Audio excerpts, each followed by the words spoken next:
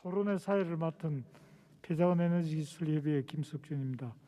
끝까지 이렇게 남아주셔서 감사합니다. 제가 맡은 역할은 역시 마지막이니까 시간 잘 지켜서 끝내는 걸로 임무를 잘 수행하도록 노력하겠습니다. 오늘 네 분 발표 참 좋은 발표 해주셨는데요. 네 분 소개는 제가 생략을 하고 시간 관계상 두 분 토론자로 발표 참석하신 두 분 소개드리겠습니다.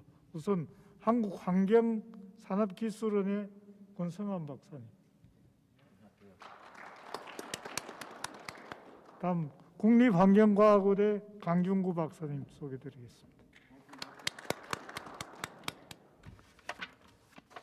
오늘 참 그 발표가 굉장히 잘 배분된 것 같습니다. 우리 폐자원 에너지 기술 쪽에 4개 분야, 즉 소각, SRF, 열분의 유화, 열분의 가스화 이렇게 4개에 대해서 잘 배분돼서 지금 발표가 된 것 같고요. 여러분들 관심 가지시는 분야를 거의 다 지금 한 것 같습니다. 그래서 우선 잘 발표를 해주신 데 대해서 감사를 드리고 두 분 발표 내용이라든지 또 본인의 평소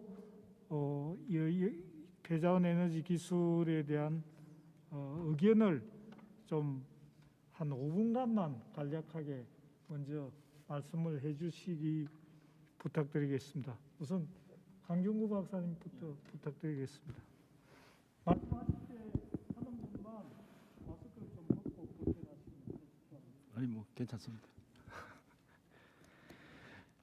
예, 네 분의 그 발표를 잘 들었습니다.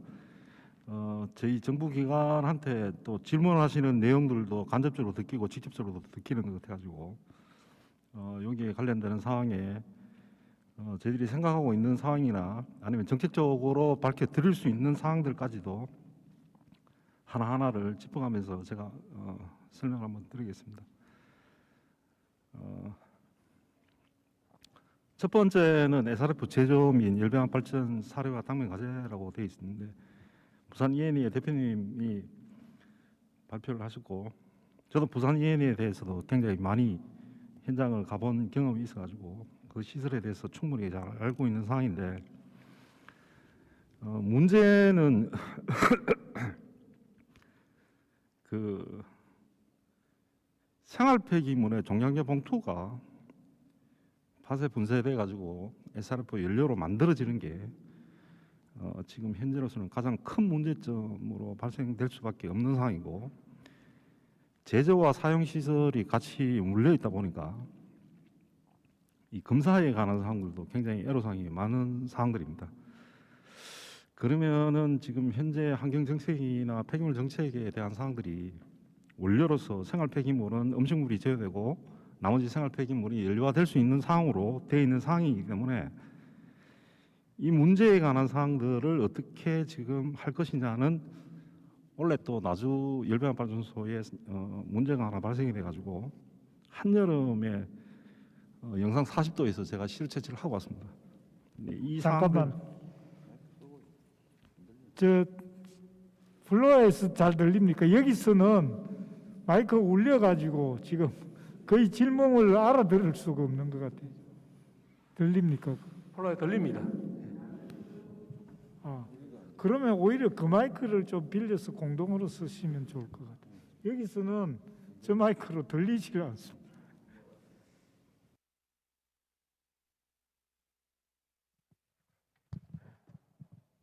예, 잘 들리십니까? 예. 지금은 처음에 그 SRF 제조 및 연료화학 발전소의 부산 ENE에 관련되는 상황에서는 가장 핵심적인 사항은 생활 폐기물의 원료에서 종량제 봉투가 팥에 분쇄돼 가지고 연료화되면서 제조와 사용 시설이 한꺼번에 같이 시설별로 다 있다 보니까 정기적인 검사나 시설 검사에 관한 사항들 때문이라도 애로사항이 좀 있는 것 같고요.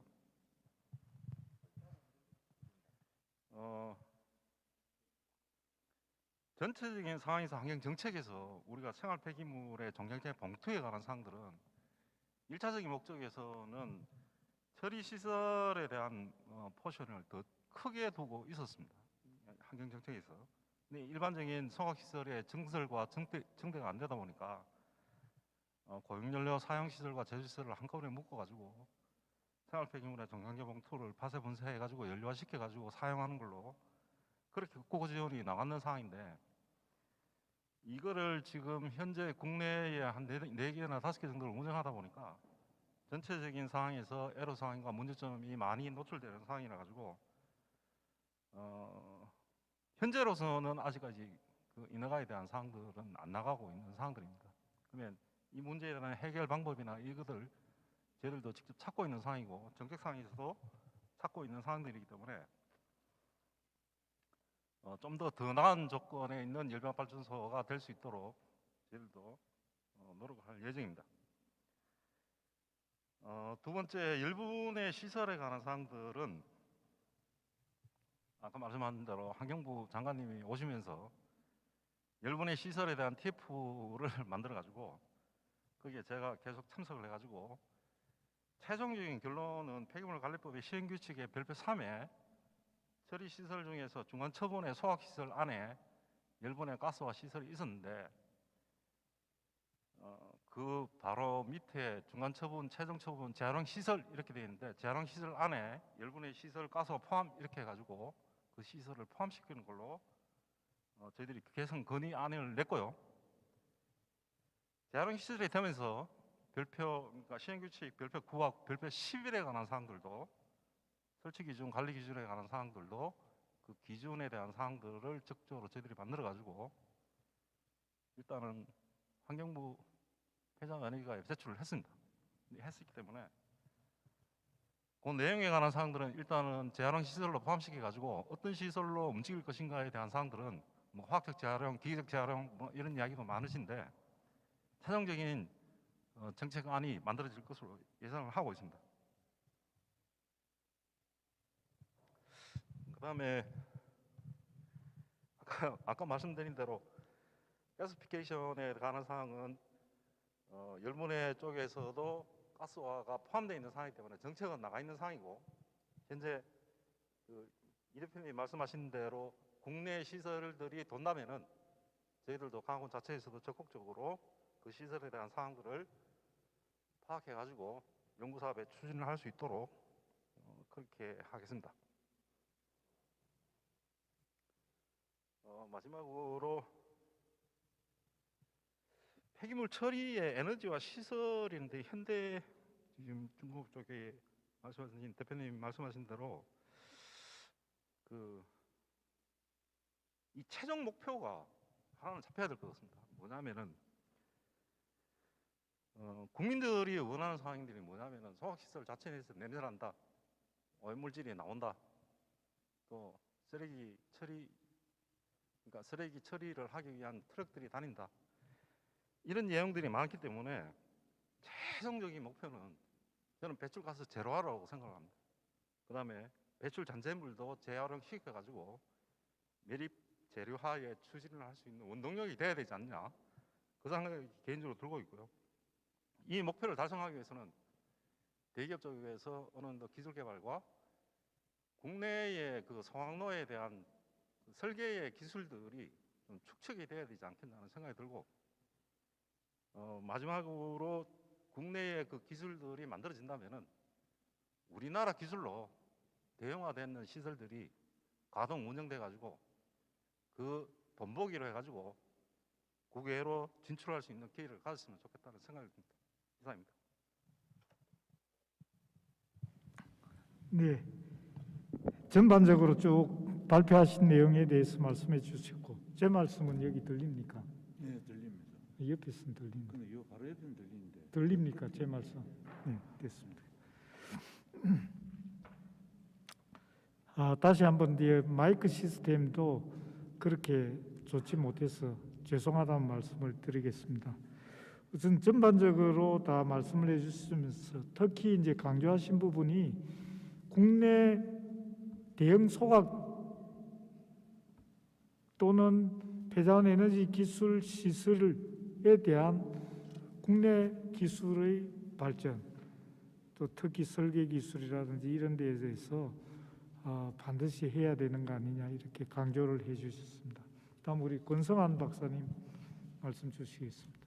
예, 저는 아무래도 이제 기술 개발 지원하는 그런 업무를 하다 보니까 기술 개발이라는 측면과 그것이 이제 시장으로 진출했을 때 문시점과 연계해서 몇 가지 이제 정리를 해보면은 결국은 품질이라는 부분과 생산성 확보하기 위한 어떤 규모, 그리고 법이라든지 이런 정책적인 지원, 이 세 가지가 직접적으로 연계가 돼야지만 된다고 보고 있습니다. 오늘 발표하신 분들 내용을 그것과 연계해서 몇 가지 이제 말씀드리도록 하겠습니다.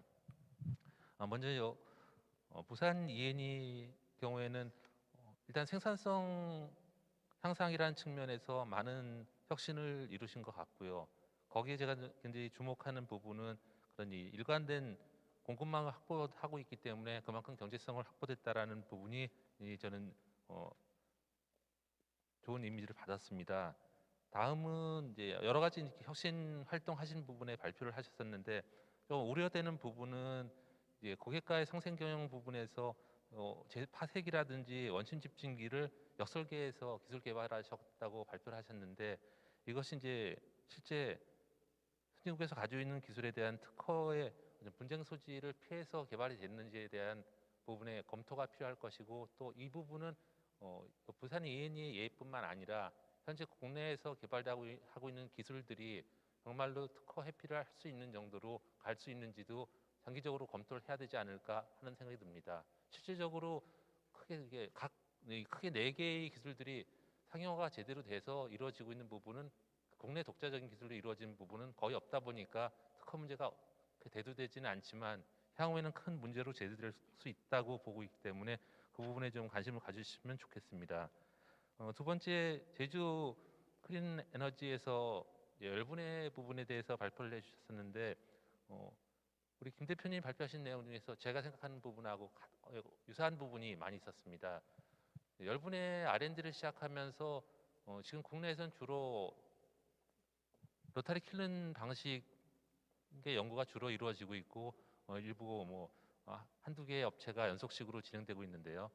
저희가 이제 R&D의 발전 과정으로 접근할 때 로타리 킬른에서 연속식으로 가는 쪽으로 지금 저희는 바라보고 있습니다.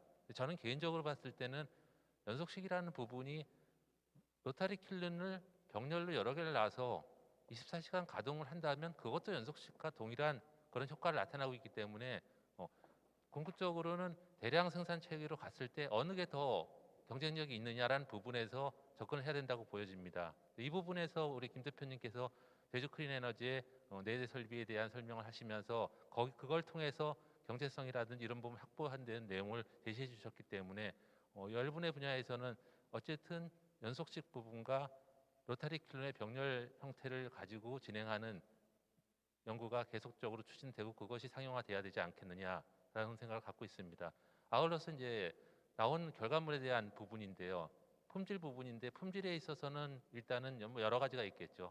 수율도 있을 것이고 염소 농도라든지 아니면 인하점도 있을 것이고 그런데 기본적으로 이런 부분에 대해서 어떤 기준 이상에서는 안정적으로 제공을 해야지만 그 다음 단계 그것이 어떤 재생유로서 이용하든 아니면 케미컬 리사이클로 가든 그 부분에 대해서 기본적인 어떤 담보를 할 수 있는 수준이 필요하지 않는가라는 생각을 갖습니다. 세 번째 부분은 지금 BTS의 우리 이해피 대표님 쪽 부분에서 제가 들어왔던 부분은 그 인허가 부분입니다. 지금 현재 저희 R&D를 통해서 그 다음에 실증 내지는 현장에 지금 투입하는 과정 속에서 인허가가 굉장히 문제가 발생하고 있습니다. 환경부에서 지원하는 이런 정책 부분은 당연히 여러 가지 검토가 되고 있고 많은 반영이 되고 있는 반면에 여러분도 잘 아시겠지만 현장 지자체로 갔을 때 지자체마다 다 다른 척도에서 그 부분을 바라보고 인허가를 내주다 보니까 굉장히 지연도 되고 안 되는 부분이 많이 있습니다. 그래서 이 정부의 어떤 정책적인 지원 부분이 지자체까지 빨리 확대가 돼야 되지 않겠는가 하는 생각을 가져봅니다. 네 번째 가스와 관련해서 우리 현대 윤혁 이사님 발표 부분에서는 뭐 소각 기술은 어떻게 보면 제일 앞서서 정착화되어 있는 수준이죠. 국산화가 지금 덜 돼 있기 때문에 문제겠지만 이번 발표에서 말씀하신 그 IoT를 이용한 여러 가지 운영 관리 시스템의 개선 부분에 대한 그런 제시 방향은 소각 기술뿐만 아니라 뭐 가스화나 열분해나 SRF 쪽에서도 마찬가지 적용이 필요하지 않을까 하는 생각을 가져봅니다.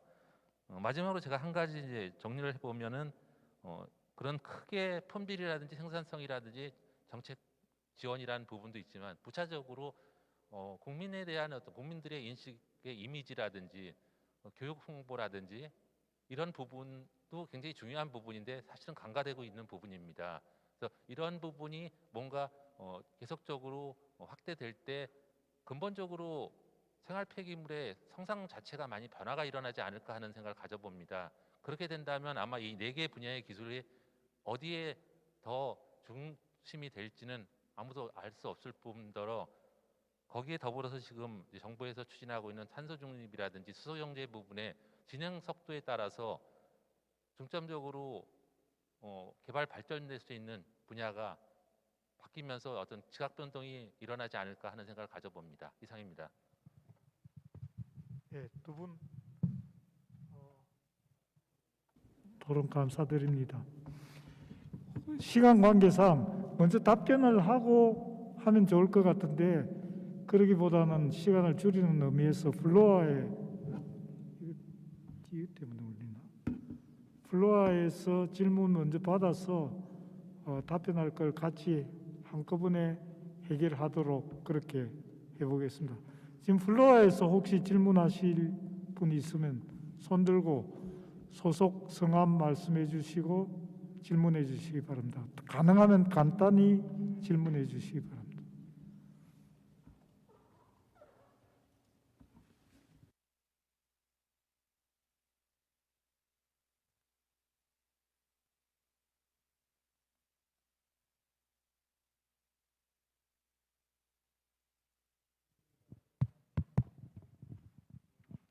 예, 고등기술연구원의 유영도입니다. 오늘 뭐 저는 공부하러 와서 질문을 안 하려고 그러는데 플로어에서 질문이 없어서 일단 제가 하나 궁금한 좀 게 있어서 의견을 드리겠습니다.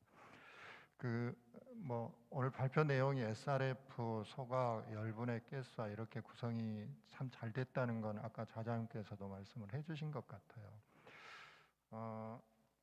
사실 이러한 그 폐기물의 에너지 전환의 목적은 어떻게 하면 효율을 높게 하면서 청정하게 할 거냐는 뭐 지금의 관심이 아니라 예전부터 계속 관심이 돼 있었어요.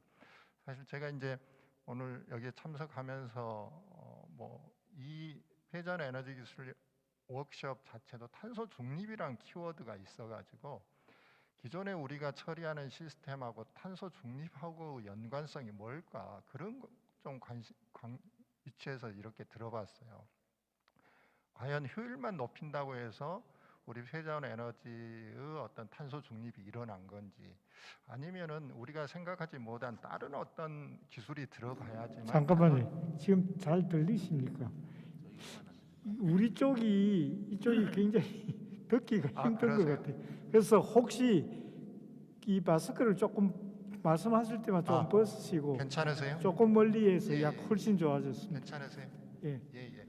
그래서 제가 오늘 우리 그 폐기물 에너지와 기술 중에서 에너지 효율을 높이는 이외의 탄소 중립을 실현할 수 있는 어떤 기술적인 방안이 있는지 그거 한번 한 분이 좀 얘기해 주시면 좋을 것 같고요. 또 하나는 최근에 환경부에서도 그 열분해, 뭐 가스화 이런 얘기들이 계속 나오고 있거든요. 근데 우리가 하는 기본적인 폐기물이 화석 에너지 기반이기 때문에 사실 그게 나온다고 해서 그 기술이 뭐 청정한 뭐 그린 에너지가 사실 아니거든요. 근데 강조를 하는 이유가 이렇게 가스화라든지 열분해를 해서 궁극적으로 수소를 같은 에너지로 전환하면 굴뚝이 없어지기 때문에 오히려 그런 관점에서 열분해 가스화가 이렇게 부각이 되고 있는지 아니면 탄소 중립 관점에서 어떤 의미가 있어서 그러는 건지 좀 큰 방향적인 점에서 좀 궁금해서 의견을 드립니다. 어느 분한테 질문한 걸로? 강준구 연구관. 강진구에.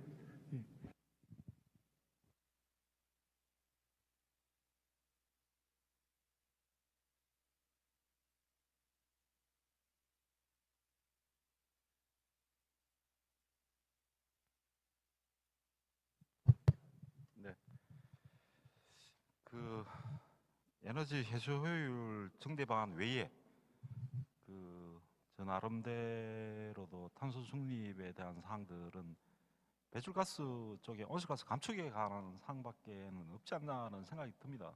솔직히 말씀드리면 그러면 그 투트랙으로 갈 수 있는 방법은 에너지 해소 효율을 증대시키기 위한 폐자원 에너지 시설이 공정이 간다면은 자연스럽게 뒤에 방지 시설부터 시작해가지고 기존에 있는 시설보다도 더 업그레이드된 공정을 거치면서 배출가스에 대한 사항이 돼야 되는데, 제가 마지막에 말씀드렸던 그 사항이 뭐냐면은 배출가스 자체 내에서도 다시 그 공정 내로 돌릴 수 있는 방법, 저는 그게 최종 목표입니다.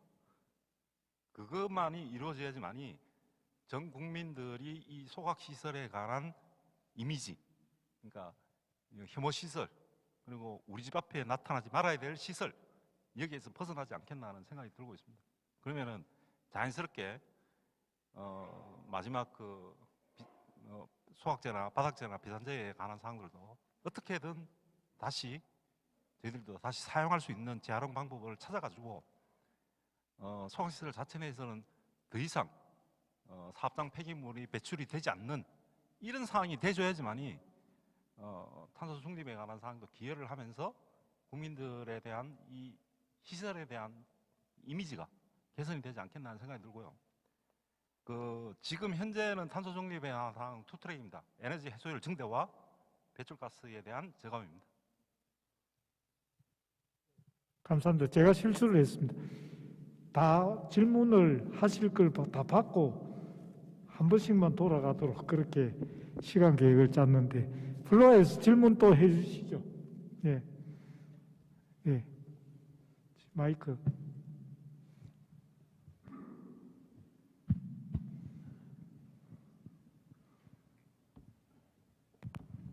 예, 저는 현재 그 에코프레너스라는 회사에 소속을 두고 있는 정상순이라고 합니다. 현대중공업 이사님 특히 좀 답변 좀 해주셨으면 좋겠고요. 이 초기 우리나라에서 소각로 사업을 착수할 때는 기업들이 외국에서 도입한 기술이 소각로 본체하고 보일러 기술이었습니다.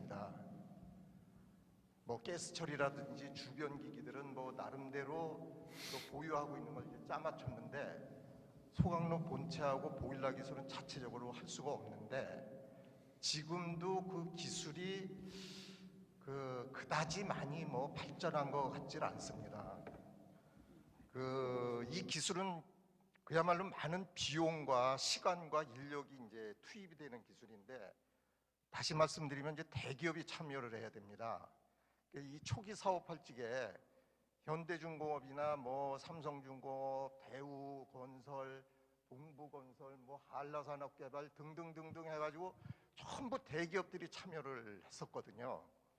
근데 이 현대중공업 오늘 발표 내용을 이렇게 딱 봤더니 스토카 사업을 2001년도에 이제 명지소각장을 하다가 완공을 하다가 이제 중단을 하셨더라고요. 왜 그랬는지는 모르겠지만, 제가 미안한 얘기인데 오늘 발표 내용을 보니까 10년 전으로 다시 되돌아간 내용들을 발표를 하시더라고.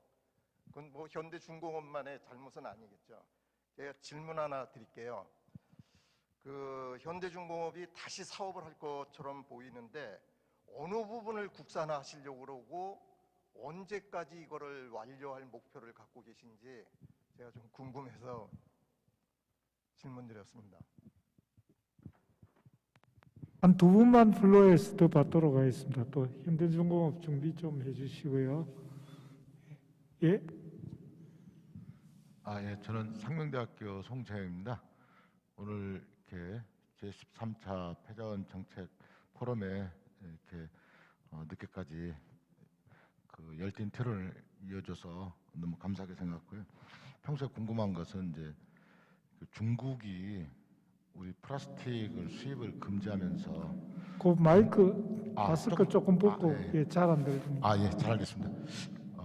중국이 우리 플라스틱을 수입을 금지하면서 국내에서는 이제 플라스틱 대란이 이제 발생했고, 또 한편으로는 이제 바다의 그 해양 플라스틱, 뭐 이렇게 미세 플라스틱 포함해서 상당한 그 문제가 야기되고 있어서 많은 국민들이 우리가 먹고 있는 생선마저도 이게 과연 내가 먹어야 되나, 앞으로 우리 후손들이 먹을 수 있을까, 이런 상당한 그 우려를 하고 있습니다. 저는 이제 직접적인 부분은 현재 그 플라스틱에 대한 부분들을 어떻게 그 폐기물을 환경 에너지로 전환할 수 있는가, 이에 대한 관심이 많고요. 오늘 발제한 여러 그 주제 중에서도 열분의 유화나 또 가스화를 통한 신가스를 수소까지 이렇게 새로운 에너지원으로 이렇게 활용한다는 그런 계획에 대해서는 이제 상당한 관심이 많습니다. 우리 환경기술원의 권 박사님께 한 말씀 질의를 드리고 싶은 내용은, 플라스틱이 인간 생활에 뭐 상당한 유용한 자원임에도 불구하고 지금은 이제 같이 공존할 수 있느냐, 또 이 폐 자원들을 우리가 어떻게 에너지로 활용할 수 있는가, 이 부분에 대해서 정부가 생각하고 있는 이 중장기적인 어떤 그 정책이나 아니면 기술원에서 생각하고 있는 당면한 시급한 과제를 현실적으로 어떻게 해결해 나갈 것인지, 제 개인적인 생각은 이제 오늘 발제한 뭐 유화나 가스화나 또 뭐 신가스를 또 수소화하는 과정들이 만만치 않고 현실적으로 또 경제성도 그렇게 담보되지 않기 때문에 당장은 실현이 어려운 과정인데, 이 부분들을 고도화시켜 나가면서도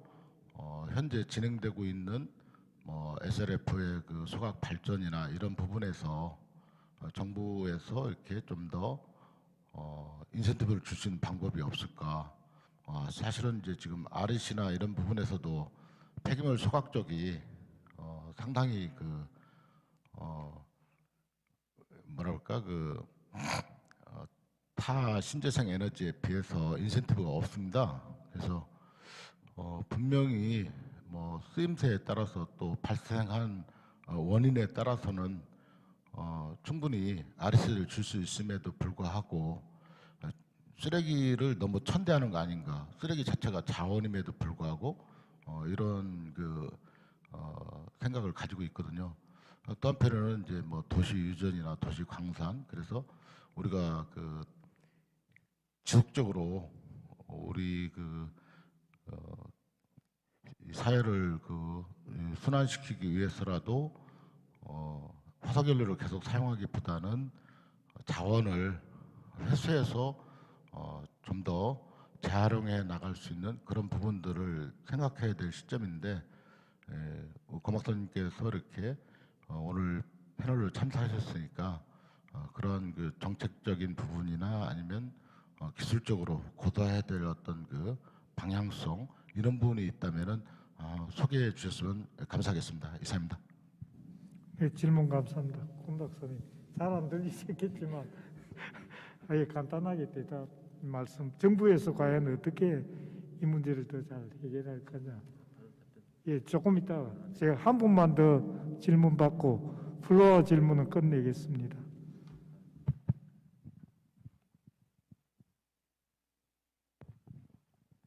네, 오늘 발표하신 다들 수고 많으셨습니다.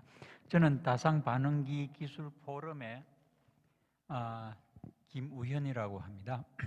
저는 조금 지엽적인 질문은 오늘 그 발표하신 그 제주 클린 에너지 김태훈 대표이사님께 하나 질문 드리려고 합니다.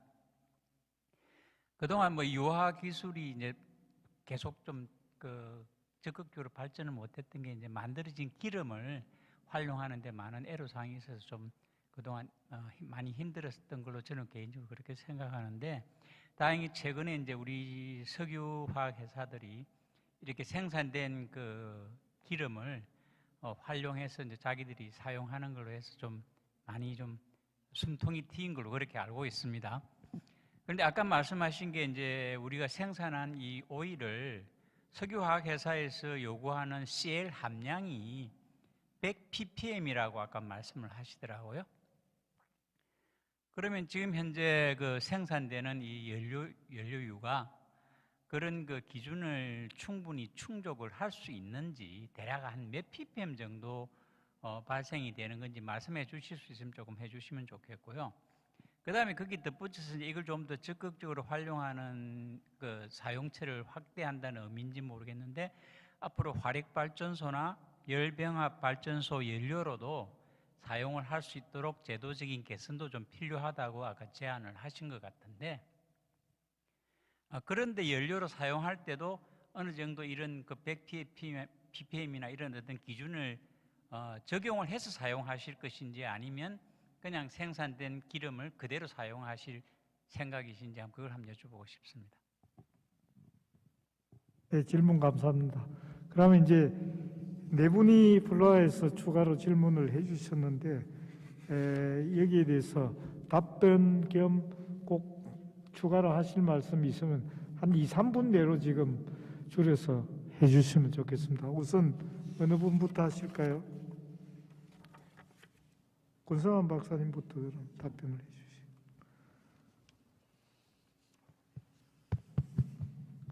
예, 그 질문하신 내용이 사실 울려서 정확히 들리지 않았기 때문에 제가 답변 드리는 게 정확히 맞을지는 모르겠습니다. 일단은 저희 이제 환경부에서는 추가적인 R&D로서 뭐 가스와 같은 경우에는 고도화 분야에 대해서 추가 연구가 계획되고 있고요. 열분해 유화 쪽도 마찬가지로 2단계 연구가 계획되고 있습니다. 내년도 이후에 아마도 한 3년 내지 4년 정도의 연구들이 나올 것으로 보여집니다. 그 부분이 이제 하나의 방향성이고요. 또 하나는 R&D 결과로서 정책에 반영이 되는 하나의 사례를 하나 말씀드리겠습니다. 저희가 생활 폐기물 사업 올해가 이제 마지막 3년차 종료 연도인데요. 열분해 유화 경우에는 열분해 유화 연구가 2년 차로 끝나서 그 결과물이 좋은 결과가 나와서 청정 재생유도 나오게 됐고 신기술 인증도 최초로 열분해 유화 분야에서 받게 됐습니다. 그런 결과를 바탕으로 해서 원래 10톤 규모의 설비를 가동했었는데 60톤에서 100톤 규모의 대규모 공장을 지금 건설 중에 있습니다. 여러 가지 이제 인허가 문제 때문에 좀 지연되고 있지만 그것이 진행되면서 정부에서도 열분해 유화의 가능성을 봤기 때문에 이번에 0.1% 수준에 있던 부분을 앞으로 25년까지 10%로 늘리겠다고 하는 정책 변화가 일어난 부분이 R&D에 연계돼서 어떤 결과가 나왔을 때 정부에서 바로 반영할 수 있는 가능성이 있지 않을까 하는 생각을 가져봅니다. 이상입니다. 네, 답변 감사합니다. 다음 우리 문홍국 대표님부터 쭉 가면서 답변 겸 부탁드리겠습니다. 아까 강준구 박사님과 권성환 박사님 하신 데 대해서 강준구 박사님 말씀은 아까 울리가 잘 못 들었는데 저희 회사 관련해서 어떤 말씀 주신 거죠? 특별히 그건 아니.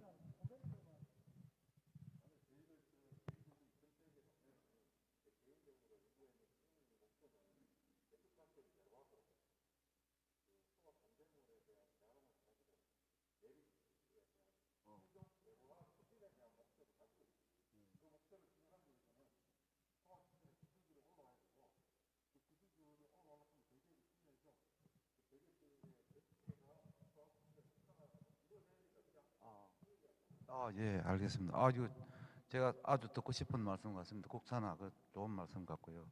그다음에 이제 제가 사실 전체 오늘 그 기술 워크숍이기 때문에 오늘 와서 사실은 너무 깊이 있고 전문가적이고 이러기 때문에 제가 사실 많이 공부해야 되겠다 이런 느낌을 통체적으로 받았습니다. 그리고 지금 방금 말씀하신 강 박사님이나 또 권 박사님께서도 우리가 설비 국산화에 대해서 그 특허권 이런 데 대해서 뭡니까 도움의 말씀을 주셨는데 사실은 저희들 한번 체크는 해봤습니다. 하니까 예를 들면 제가 구체적으로 기억은 안 나지만 설비 중에 몇 프로 이상이 이렇게 똑같이 모디파이 안 되면 된다라든지 아니면 핵심 부품이 빠지면 된다 뭐 이런 것들이 있어가지고 특허 분쟁에 대한 문제는 이슈는 안 되겠다 해서 우리가 업체와 같이 공동 노력을 했는데 사실 그렇습니다. 오늘도 여기 오기 전에 제가 일찍 와가지고 여기 전시관에 다 가봤는데 전부 다 뭐 폴란드 설비고 뭐 막 이렇더라고요. 그래서 제가 사실은 제 포스코에 좀 근무를 했었는데 용광로가 포항에 5개, 광양에 5개 있거든요. 그 1기 설비 때에 그때가 73년도인데 거의 우리 인당 GMP가 한 170불 이 정도입니다. 170불 정도 됐을 때 용광로 하나를 놓았는데 그때는 자본도 기술도 경험도 사실 아무것도 없었잖아요. 그런데 그때 설비 국산화가 12.5%, 그 다음에 포항에 용광로 5개 놓을 때까지가 62.5%, 그 다음 광양까지는 100% 우리가 했는데 사실은 우리 여기 파쇄나 분쇄나 이런 우리 환경산업의 설비를 국산화한다는 게 그 설비보다 그렇게 복잡하지 않고 그렇게 힘들지는 않을 거라는 생각이 들더라고요.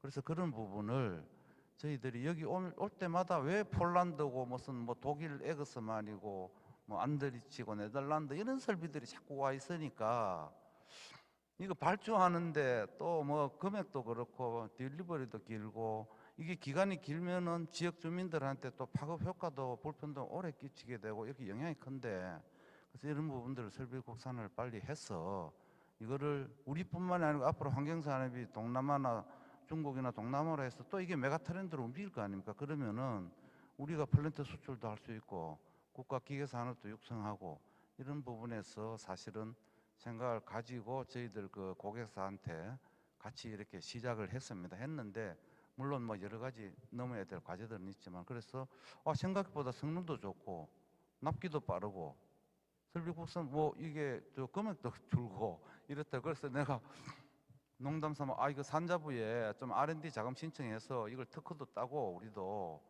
이렇게 해가지고 계속 나가야 되는 거 아니냐 이런 말씀을 드리는데 사실 부처에서도 환경 관련 산업이 환경부 안에서뿐만 아니라 산자부나 기획재정부 예산이 관계되니까 이런 부처 간의 협업이나 이런 부분들이 상당히 필요할 것 같다는 생각이 들고요. 또 하나는 제가 아까 인력 말씀드렸는데 사실 인력에 대한 것도 여러 가지 어떤 정책적인 배려 또 저수익성 산업이기 때문에 우리가 환경 수당을 좀 정부 차원에서 개설을 한다든지 뭐 상당히 좀 이렇게 뜬구름 같은 얘기입니다만 또 기업이 아까 전부 다 저수익 좀 어렵지 않습니까? 그래서 예를 들면 환경 산업에 대한 투자에 대해서는 투자세 공제를 해준다라든지 인력세 공제도 해준다라든지 어떤 세제상 이런 좀 페이버를 준다라든지 이렇게 해서 당연히 육성을 해서 이 환경 산업이 나중에 천병으로 들어가서 또 외화 가덕도 하고 이렇게 해야 되지 않나 이런 생각에서 문제 제기 정도로 한번 좀 약간의 엉뚱한 얘기를 해드린 것 같습니다. 예, 감사합니다. 예. 다음 우리 김태윤 대표님. 아까 우리 김우현 박사님 질문 두 가지인 것 같습니다. 답변 겸해서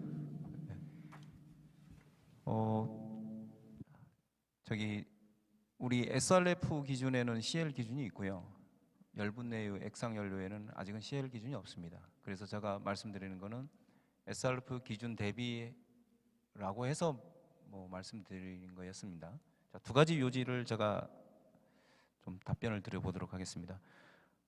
첫 번째는 통상적인 열분 내의 어떤 판로 문제에서 저희 경험에는 지금 공기업 발전소에 납품한 거와 산업용 보일러에 납품했던 경험이 있습니다. 여기에 CL 기준이 이렇게 가셔야 될 것 같습니다. 대기 방지 시설의 어떤 기술력, 집진기의 어떤 기술력을 믿고 저희 중소기업이 영역인 열분 내유 제품에 대해서 그냥 납품하면 되는 걸 알고 있습니다. 왜냐하면 SRF 기준 잡았을 때는 상당히 높은 기지만 우리 열분외 액상연료에 나온 기준에 보면 한 5,000 ppm 정도라면 지금 현재 발전소의 어떤 집진 능력, 기타 등등의 어떤 기술 능력을 갖고는 충분히 가능성이 있다고 봅니다. 왜냐하면 SRF 열병합 발전소도 했었기 때문에 그런 부분으로 대비한다면 열분내유가 전소 발전이 아닌 혼소 발전으로 가는 길에는 아무 이상 없다라고 꼭 말씀드리고 싶습니다. 또한 전소 발전을 할지언정 지금 CL 기준을 갖고 아까 물었을 때는 충분히 가능성 있다라고 말씀드리고 싶고요. 그 다음에 석유화학 회사로 납품했을 때는 좀 더 우리가 심의 있게 고민을 하셔야 될 겁니다. 제가 저희 공장에서 2년간 했습니다. 지금 19년도부터 지금 최근에 시제품 나올 때까지 2년 했고요. 앞으로 또 석유화학 플랜트에 들어가는 직투 방식으로 할 때 앞으로 한 2년은 더 해야 될 것 같습니다. 왜냐하면 CL을 저감하는 기술 때문입니다. 저희 중소기업의 영역은 아닌 것 같고요. 대기업이 CL 트랙터, CL 저감 기계를 자본력이 좀 더 투입이 돼야 될 것 같습니다. 왜냐하면 CL의 기준은 제가 써봤으니까 뭐 잘 아시겠지만 촉매제입니다. 근데 촉매제는 우리가 알고 있다시피 열분내 업체들이 촉매제를 쓰지 못했던 게 있습니다. 왜냐하면 촉매제가 쓰면은 당연히 CL이 저감되고 중화제 쓰면 당연히 CL이 저감이 됩니다. 그렇지만 비용 때문에 못 쓴 거였거든요. 그래서 비용은 이 대기업이 특히 SK가 저한테 요청한 촉매 사용을 제가 해드린 거라고 보시면 돼요. R&D에는. 근데 촉매제가 촉매 대체제라는 표현을 쓰는 게 맞는 것 같습니다. 왜냐하면 대기업은 뭐 대체제로 해서 아마 쓰게 되면 100pm에서 플러스 마이너스로 해서 이상 없을 것 같은데 앞으로 더 과제가 있다고 봅니다. 감사합니다. 다음 유병희 이사님. 예, 아까 우리 정상순 전무님 답변 겸 전체 마무리 2분 안에 부탁드리겠습니다.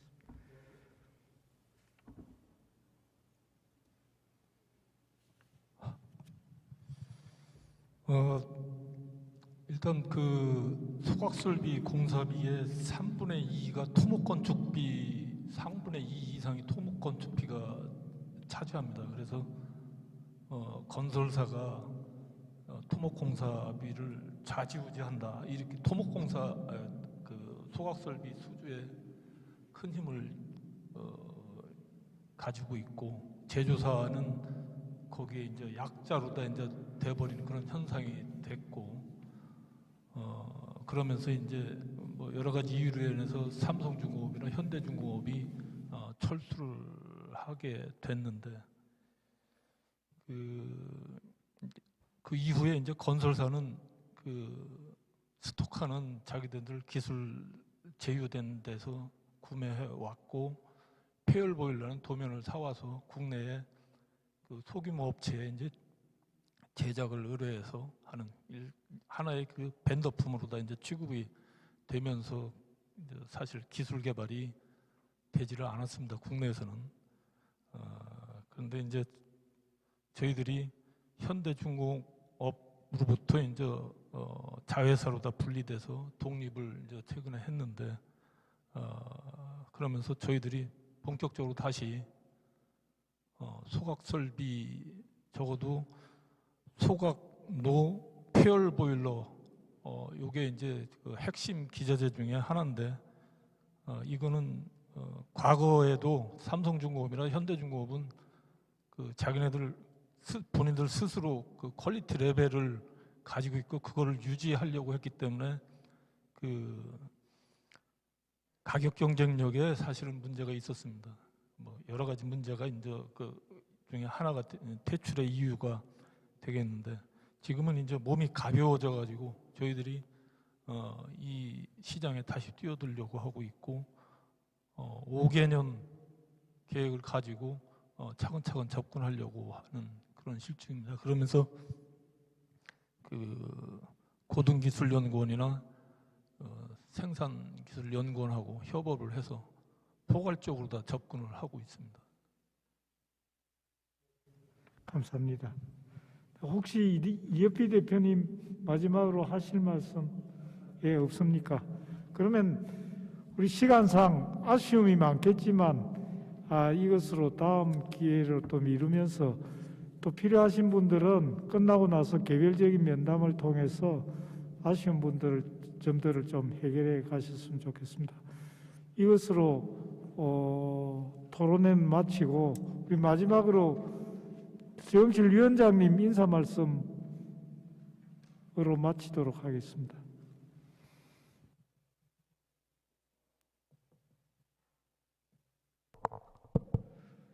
네, 서용칠입니다. 우리 발표해 주신 네 분 또 함께 늦게까지 참여해 주신 모든 분들께 감사드리고요. 오늘 네 가지 기술 이렇게 제가 우리 최현석 박사님께서 수고해 주셔서 이렇게 어레인지가 됐는데, 아울러서 제가 한 말씀만 드리면, 저는 이 10분의 여러 가지 기술들이 있지만 한 가지 기술이 모든 폐기물을 다 처리할 수 없다고 봅니다. 그래서 이 모든 네 가지 기술, 또 그 외의 기술도 폐기물, 정말 다양한 폐기물, 이게 되는 게 있고 저게 안 되는 게 있습니다. 그래서 우리 요즘 정부도 너무 한쪽에 꽂혀가지고 이 다른 쪽을 못 보는 이런 이제 현상이 있을 수 있습니다. 그래서 혹시 또 우리 강준구 박사님 오셨는데, 이 앞에 발표한 SRF 소각 이쪽도 정말 필요한 기술이고, 또 기술도 더 업그레이드 오늘 얘기해 주셨는데, 그런 기술이기 때문에 다양화해서 모든 기술들이 같이 갈 수 있게 되는 게 좀 필요하다, 이런 말씀을 좀 추가로 드리고, 계속해서 저희들 포럼 활동, 또 우리 폐자원 에너지 기술 협의회 이런 행사에 관심을 가지시고, 이 폐자원 에너지가 정말 탄소 중립에 또 순환 경제, 그리고 폐기물 대란을 막고 매립의 제로화를 이루는 데 크게 기여할 수 있도록 계속 관심과 협조를 부탁드리겠습니다. 감사합니다. 여기까지.